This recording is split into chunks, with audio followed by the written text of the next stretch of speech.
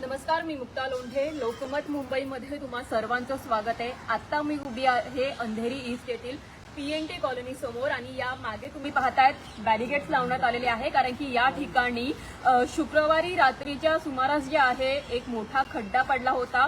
तब्बल 25 फूट असा हा भला मोठा खड्डा होता आणि सध्या तात्पुरत्या स्वरूपात तो भरण्यात आलेला आहे. मात्र जेव्हा ही घटना घडली या ठिकाणी अनेक लोक जे आहे रहिवासी हे अज्ञात होते आणि प्रचंड जी आहे मोठी दुर्घटना होण्याची शक्यता यावेळेस निर्माण झालेली होती.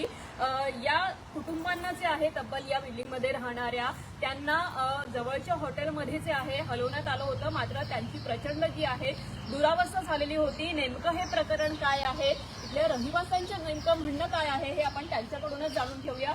या ठिकाणी ते सर्वजण उपस्थित आहे. तर आपण पाहतोय या ठिकाणी भलं मोठं असं भुगाट पडलेलं आहे आणि तुम्ही या जे आहे याच्या समोर पाहतायत अनेक जे आहे येथील रहिवासी बाहेर आलेले आहेत. नेमकी घटना काय झाली, काय सांगणार आहे?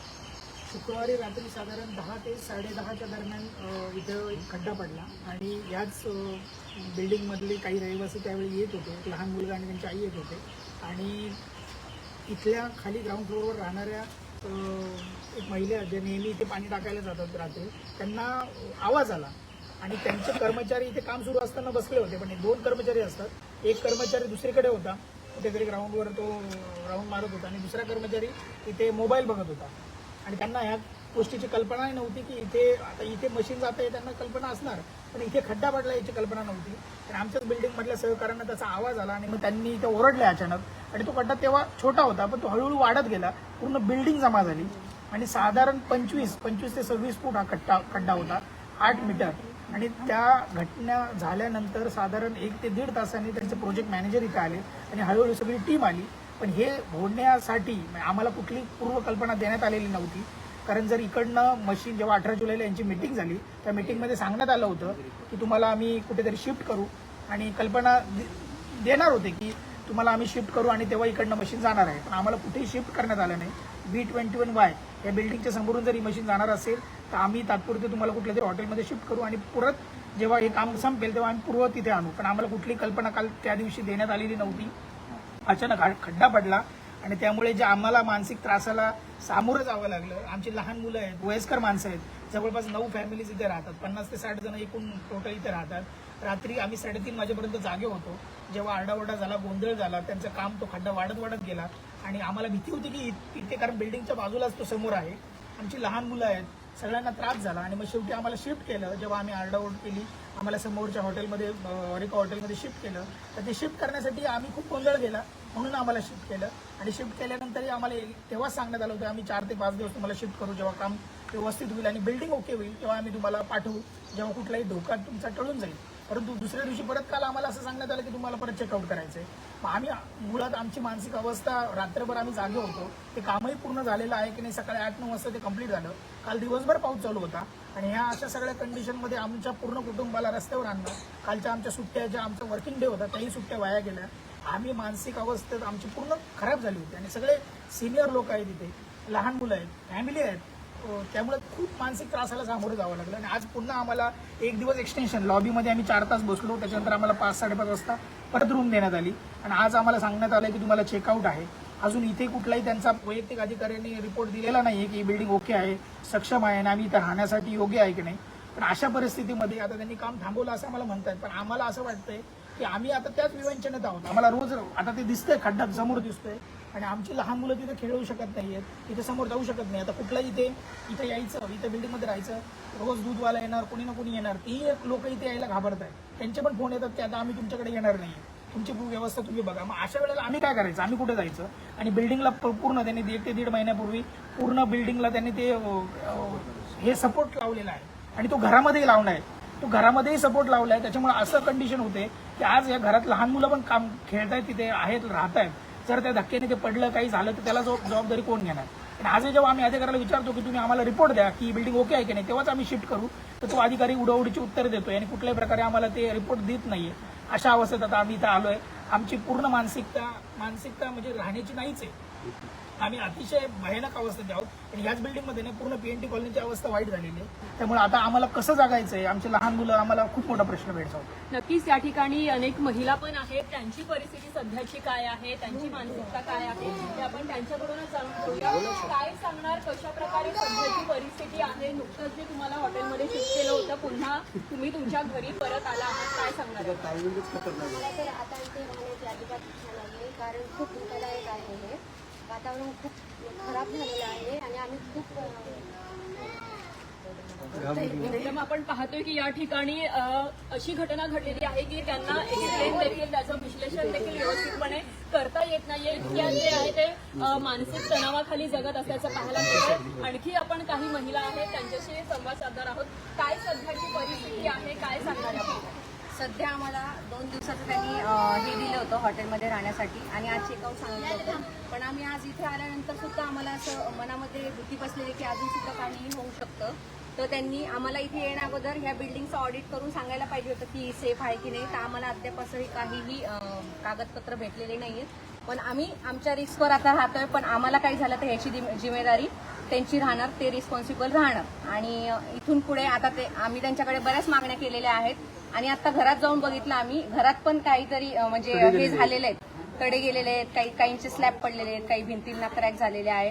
तर ते अद्याप बघून गेलेले नाही आहे कोणी. आणि आता इथे सध्या त्यांचं कोणीही कर्मचारी नाहीये. बघू शकता तुम्ही, इथे आसपास कोणीही नाहीये त्यांचं. नक्कीच आपण पाहतोय लहान मुलं देखील इथे वावरताना दिसतात. तर किती भीतीदायक वातावरण सध्याचं आहे?